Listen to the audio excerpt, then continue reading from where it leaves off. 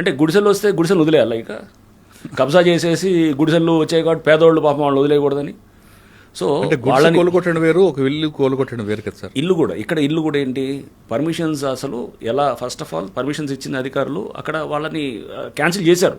చేసిన తర్వాత లోన్లు తెచ్చారు, బ్యాంకర్స్ లోన్లు ఇచ్చారు. అంటే డ్యూ డెలిజెన్స్ ఏమైంది, మీరు చేయాల్సిన మినిమమ్ ఇది ఎంక్వైరీ చేయాల్సింది ఉండాలి కదా. ఇప్పుడు మనం ఒక పెళ్లి చేసేటప్పుడు బిడ్డకి ఎన్ని మనం ఎంక్వైరీస్ చేస్తామండి, ఆ ఎంక్వైరీ చేసుకోవాలి కదా. ఇక్కడ కూడా పబ్లిక్ని అనట్లేదు, పబ్లిక్ చేయాల్సింది ఉంది. అక్కడ ఉన్నటువంటి సిస్టమ్ కూడా ఇప్పుడు డెఫినెట్గా అక్కడ క్లెన్సింగ్ జరుగుతుంది, అక్కడ తప్పకుండా అక్కడ జరగాలి. ఇష్టానుసారంగా జరుగుతుంది కాబట్టి అమీన్పూర్ మీద కాన్సన్ట్రేషన్ ఎక్కువ పెడుతున్నాం.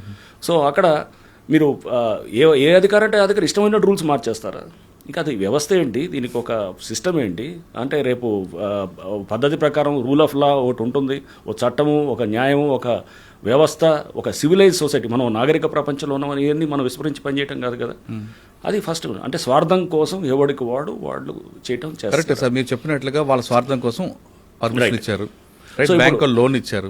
కానీ అమాయకులు కొనుక్కొని బలైపోయారు కదండి. ఇప్పుడు చాలా కోట్లాది రూపాయలు కష్టం, వాళ్ళు ఈఎంఐ కట్టాల్సి వస్తుంది. వాళ్ళు వచ్చినప్పుడు వాళ్ళని అడిగింది, మీరు అక్కడ పంచాయతీ ఆఫీస్కి వెళ్ళారు, వాళ్ళు వెళ్ళి ఎప్పుడు వీళ్ళు రిజిస్టర్ చేసిన తర్వాత వెళ్ళి పంచాయతీ ఆఫీస్కి వెళ్తే అక్కడ తెలిసింది వాళ్ళకి ఇదంతా ప్రాబ్లం ఉందని. అరే ఇట్లా ఉందని చెప్పి వాళ్ళ తర్వాత వేరే వాళ్ళకి చెప్పలేదుగా. అది అట్లా అంటే వాళ్ళు ఆ చిన్న పని ఇప్పుడు పెళ్లి చేసే ముందు వాడు ఎవడో డ్రగ్ అడిక్టో లేకపోతే ఏదో పెళ్లి చేసిన తర్వాత తెలిస్తే ఏం చేస్తారు? ముందే చేసుకోవాలి, మనం ముందే చేసుకోవాలి కదా. నా జీవితం అంతా ఇట్లా నాశనం చేశానని అట్లా అంటావా? నువ్వు ఎందుకు చేయలేదని అంటావు, ఫస్ట్ ఎందుకు చెక్ చేసుకోలేదు అంటే ఇప్పుడు తప్పు వాళ్ళది కూడా 50% డెఫినెట్గా ఉంటుంది, వాళ్ళది ఉంటుంది అక్కడ సిస్టమ్ అంతా కూడా. నేనేది వీళ్ళది పబ్లిక్ది పూర్తిగా పబ్లిక్ ఒక్కళ్ళే అని నేను వాళ్ళ మీద బ్లేమ్ చేయట్లేదు. సిస్టమ్ అంతా అక్కడ సరిగ్గా చేయలేదు సార్. వీళ్ళు చేయలేదు, వీళ్ళు కొనుక్కున్నారు, బ్యాంక్ నుంచి ఈఎంఐ కట్ అవుతుంటుంది, కోలుగొట్టారు మీరు. వీళ్ళ వరకు నష్టపోయింది, కానీ పర్మిషన్ ఇచ్చిన వాళ్ళ మీద కూడా పర్మిషన్స్ క్యాన్సిల్ చేశారు కదా. వాళ్ళని కూడా కేసులు అదే చెప్పారు, పర్మిషన్స్ ఇచ్చిన అధికారులు గతంలో ఇచ్చిన వాళ్ళది క్యాన్సిల్ చేసి వాళ్ళు సస్పెండ్ చేశారు కదా. సస్పెండ్ చేశారు, కేసు కూడా పెట్టారు కదా వాళ్ళ మీద, క్రిమినల్ కేసు కూడా పెట్టారు. ఓకే, అవన్నీ జరిగినాయి. సేమ్ డిండిగల్లో కూడా అలానే జరిగింది.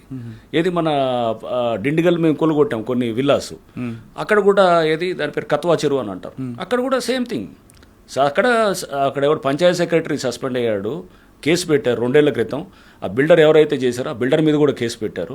కేసు పెట్టిన తర్వాత కూడా ఆ ముందు మేము కొలుగొట్టే ఒక నెల రోజుల ముందు కూడా వాళ్ళు కొంటున్నారు అక్కడ కొని. అంటే ఎట్లా ఉంటారు వీళ్ళు, కొనేటప్పుడు తక్కువకి ఇస్తారు. జరిగేది అది. అంటే అంతా మనం అమాయకులని అనుకోవడానికి లేదు. వీళ్ళు 4 రూపాయలు తక్కువకి ఇచ్చాడు, పర్లేదు ఏని మనం మేనేజ్ చేసుకోవచ్చు, ఏముండదులే అనకంటే అది భరోసా అనమాట.